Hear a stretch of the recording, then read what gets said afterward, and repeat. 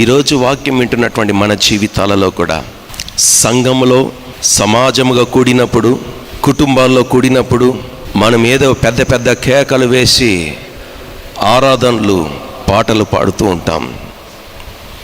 బిగ్గరగా కేకలు వేసి ప్రసంగాలు నాలాగా చెప్తూ ఉంటారు.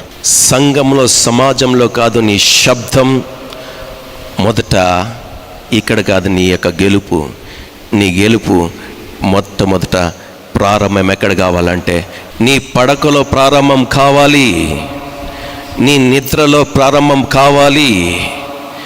దయ్యం ఏం చేస్తుందో తెలుసా? అపవాది ఏం చేస్తుందో తెలుసా? ఇంకొంత సమయం అని నేను ముందుకు కొనసాగిస్తూ వెళుతుంది. కొనసాగింప చేస్తూ ఏం తెలుసా? నేను చక్కగా నిద్ర పెడుతూ వస్తుంది. నిన్ను ఏం చేస్తుంది? ఇంకా నీకు నీ శరీరంలో ఇంకా అలసటను నింపుతూ వస్తుంది. ఎందుకో తెలుసా?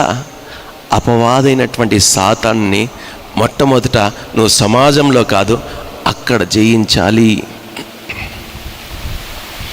అపవాదైనటువంటి సాతాన్ని నువ్వు ఎక్కడ జయించాలి?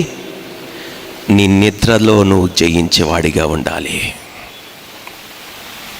నీ నిద్రలో ఎంతమంది ఉదయకాలపు ప్రార్థనలో కలుసుకుంటున్నారంటే బహు తక్కువ మంది. చాలా మట్టి సంఘములలో, చాలా మటు మన సంఘంలో కూడా, మన సంఘం గురించే, నాకు సంఘం గురించి తెలుసు గనుక ఈ సంఘం గురించి నేను మాట్లాడుతున్నాను. వేరే సంఘాల గురించి నాకు అవసరం లేదు. ఎందుకంటే మీరిచ్చేటటువంటి ప్రతి ఒక్క రూపాయి, ప్రతి ఒక్క కానుక ద్వారానే మేము బ్రతుకుతున్నాం కనుక మిమ్మల్ని హెచ్చరించేది, మిమ్మల్ని సరిచేసేటటువంటి బాధ్యత మా మీద పెట్టబడి ఉంది కనుకనే మీకు బోధిస్తున్నాం.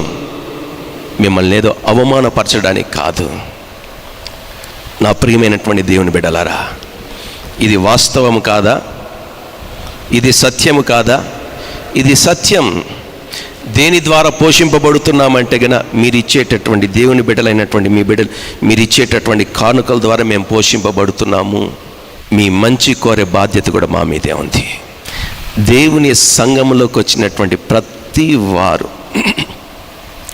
వారు కూడా తారతమ్యత లేదు, భేదము లేదు, హెచ్చు తగ్గు లేవు.